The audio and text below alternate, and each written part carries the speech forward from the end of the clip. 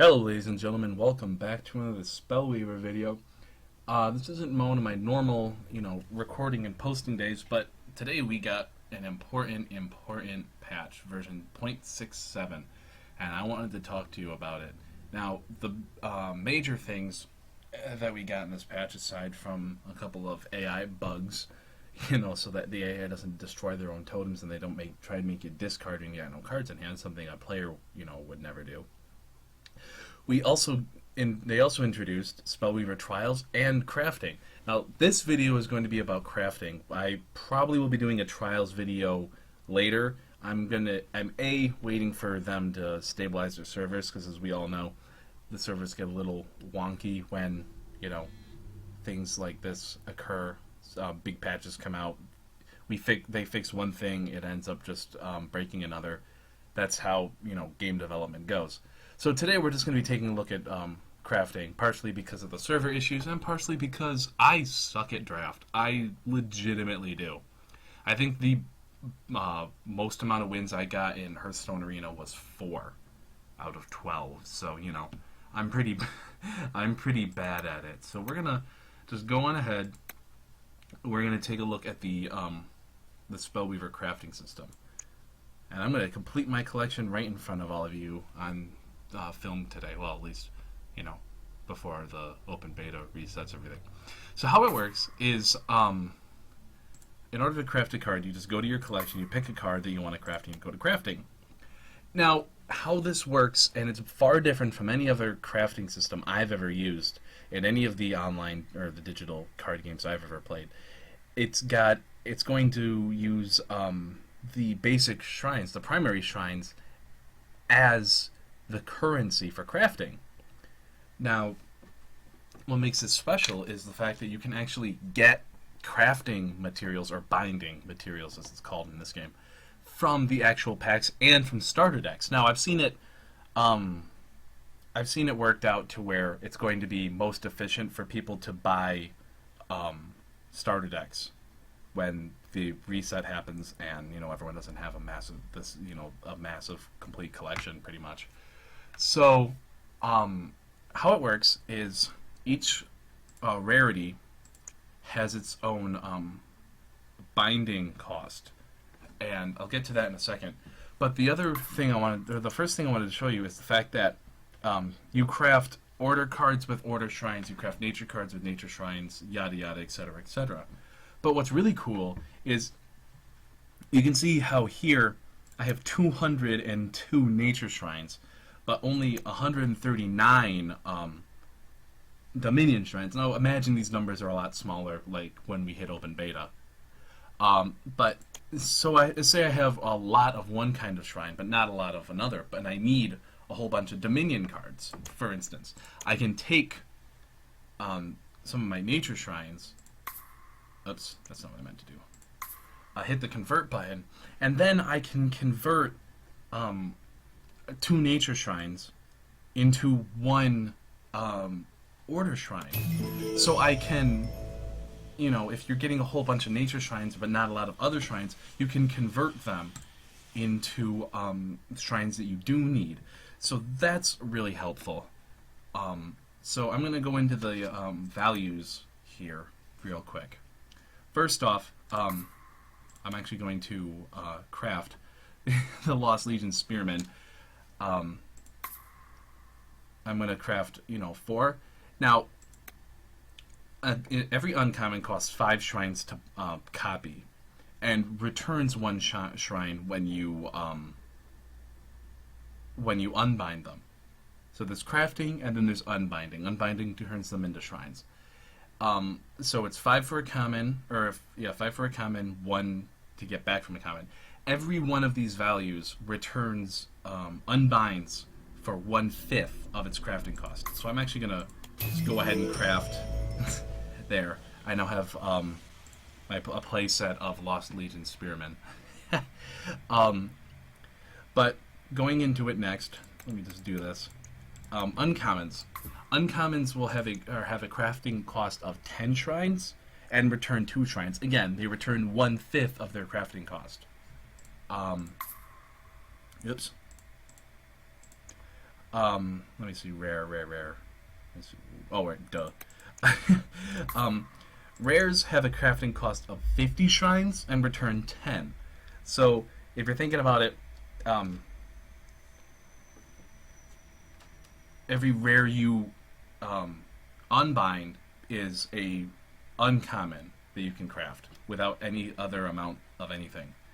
So, I know that when I started playing, there were a number of uncommons I either just didn't have any copies of, or I only had one of.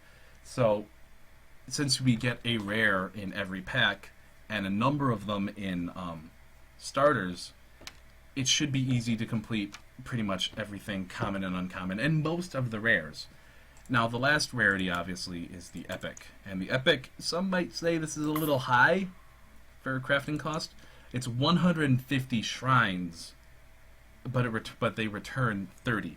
Now, I wanted to talk a little bit about the whole starter decks being the most cost efficient. Now, the reason for that is because you only need one hero per in order to play that hero. You don't need multiple copies for multiple decks. That's the beauty of having a digital card game. Now, these, since they're considered epics, they return 30 shrines. So when you're buying a starter deck, you're getting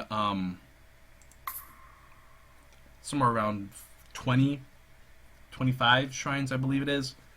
You can check the Spellweaver wiki, which I'll put a link to in the description below, for the exact deck list of each starter deck. But you're also getting a hero, which is 30 shrines also. So you're getting roughly 50 to 55 shrines in every starter deck. Now, 50 shrines, that allows you to craft a rare for free, as on top of getting all the cards you would normally get out of that starter deck. So, I believe someone did the math on the forums, and I can put a link in the description below, of exactly the amount of gold shrines would cost in both starter decks and in normal packs. Now, it's true that in normal packs you have the chance of getting 5 shrines, 5 shrines instead of a common. So in theory, you could get an epic as your rare, and have the 9 other slots be filled with 5 shrines. Now that's more shrines, but that's extremely unlikely. But it also helps that if you're still trying to build a collection, you're still trying to actually, fill up your collection with a whole bunch of cards that you don't have, then it's probably better for you to just buy packs and just build your collection that way. But when you're trying to, you want to build a certain deck, but you're missing that one copy of Lord Karthos, it might just be best for you to buy a Dominion starter deck, because that'll help you get the most amount of Dominion shrines towards the Lord Karthos that you need.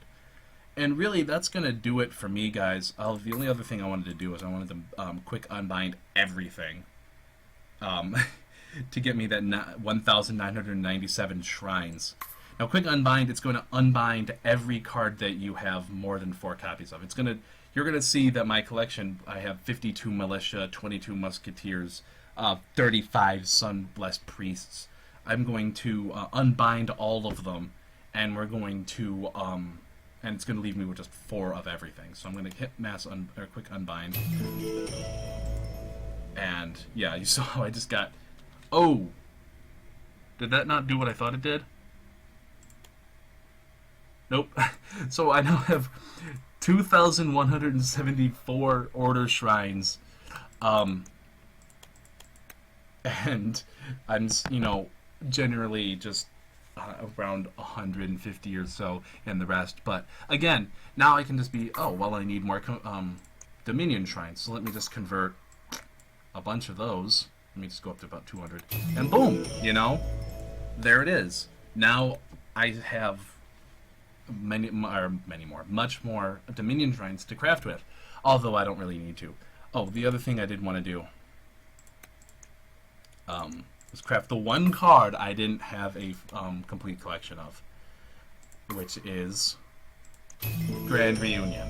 I want to try out this deck. I know a lot of people are building Grand Reunion decks. I would love to try one. If you have one that you want to see post or spotlighted, send it to me either on the forums or here on YouTube through a private message or in the comments below. I will do my best to show off all the oh, okay, I got it now. You have to the quick unbind does it for only for that aspect. So you have to quick unbind all their aspects separately. They might change that, they might not. I remember, although one of the games I played, Spellweaver, which is or not Spellweaver, Soulforge, which is an online TCG as well. It took them forever to put in a mass unbind button in their game, and you were getting a whole bunch of cards every day, and it was just such a headache. But at any rate, you guys don't want to hear me ramble on.